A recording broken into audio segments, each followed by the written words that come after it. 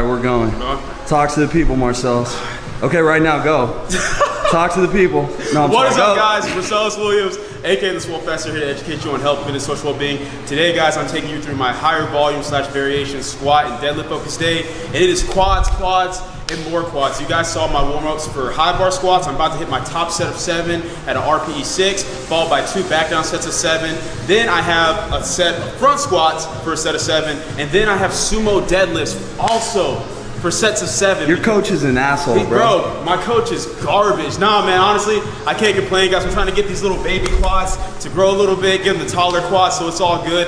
But yeah, pretty much gonna take you guys through this workout, just like I've been doing the past few workouts, explaining what I'm doing and why. With the high bar squats and the front squats, as you guys know from the last video Britton and I did, I'm really trying to work on staying upright, maintaining a nice tight position as far as my upper back, as well as keeping my lower back from rounding. So that's the main thing I'm focusing on right now. Keeping a lot of tension as I'm sinking into the hole, maintaining position, then exploding upward. So we're about to see how this top set goes.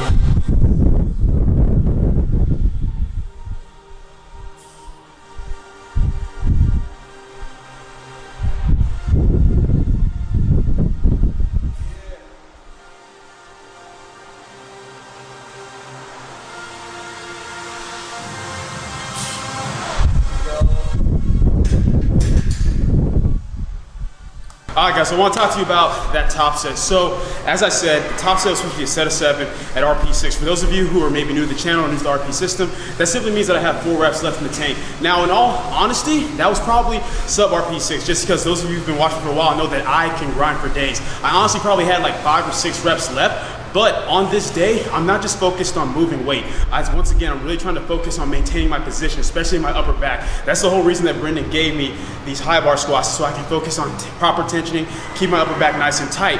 Even though my legs could have kept going, that's probably a good place for me to stop, because maintaining my upper back position just with that was actually pretty difficult. So I'm looking at it more from a standpoint of technical failure, more so than just true, hey, I have no more reps left in the tank. So that's what I'm focused on. So now I'm gonna decrease the weight by 5% and I have 2 back down sets of 7. Alright guys, hopping in for a voiceover so that I can take you through a few key points for the rest of this workout, as well as touch on a topic that I don't think a lot of people in general really cover when it comes to variation work. So the first thing I want to address is, you guys see right now that I'm doing my 2 back down sets of high bar squats, and then once again after that I have 1 set of front squats. Now, even though this may seem like, man, it's a lot of squat volume, keep in mind guys, I'm still only doing 4 total sets of squats on this specific day, which is how it's pretty much been since I've been working with Brendan on the volume days. Those of you who've been keeping up know it's always usually like 4 days of squats in total, you know, including the top set on this day. So it's not that different. But I will say that when it comes to these higher reps, it's definitely it takes a lot of mental toughness, in the sense of, one, because it's higher reps, it doesn't matter how heavy or light the weight is, it's just always taxing. It feels more like you're doing cardio. And then 2, just making sure that I'm not letting my form break down. It would be really easy, especially for me with weight this light, even though, like, you know, it's a high bar variation, 286 pounds is still really light for me. Like I said, that top set wasn't even a true RP6. It would be easy for me to just get on the bar and just move weight, but you guys can see that I'm really focusing on tensioning, really trying to keep my upper back tight, really trying to maintain position, because that's the entire point of why I'm doing this high bar variation.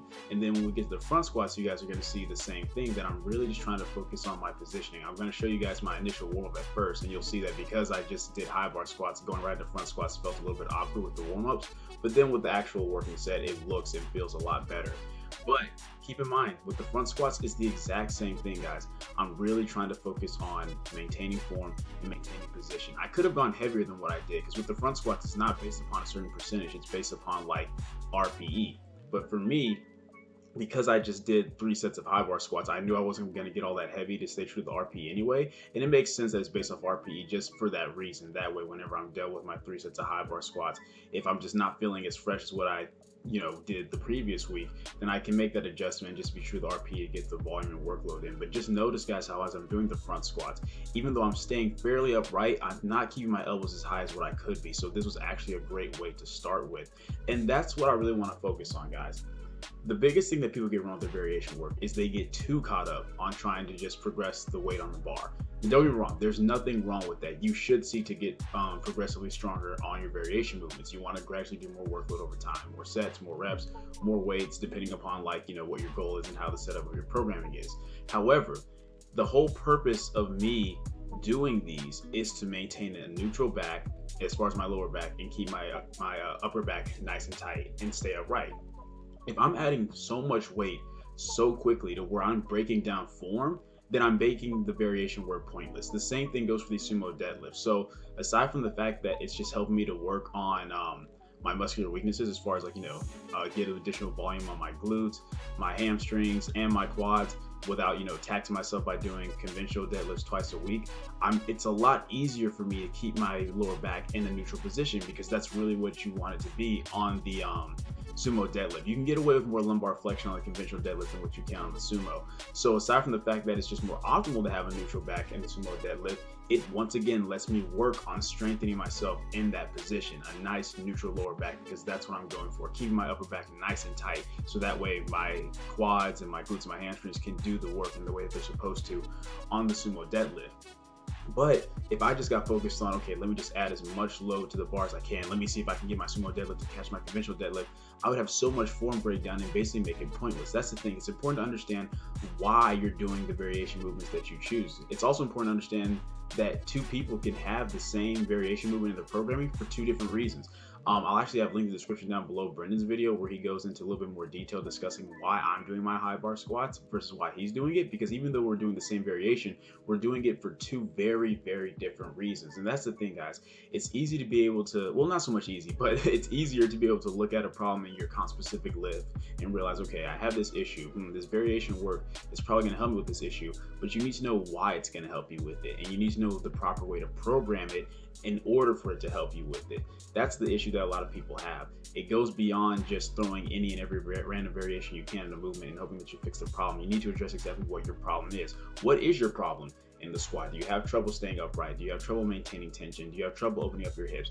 And is it an issue that needs to be fixed through variation work, or an issue that needs to be fixed through working on this comp-specific movement itself? Maybe you need to work on the technique of the movement itself. Maybe you need to work on how you're going about your cues. Maybe it's not even something that needs to be fixed with direct variation work. Maybe you just need additional accessory work to build up the muscles involved. But it's important to always be thinking critically about these things. Don't just throw any and everything into a program and assume, hey, this is going to work out. You need to know why you're doing it. Even right here, you guys can see that I'm doing these lower back extensions, but what I'm really focused on is actually, once again, keeping my lower back neutral and really squeezing through my hips and my glutes. That's what I'm focused on, because that's the weak point that I have, is my glutes and my hamstrings, and really making sure that I'm feeling activation. And then right now, at the very end, you guys can see that I finished off with one arm oblique focus crunches, and this is just an AMRAP, so it's 3 sets of as many reps as I can on each side.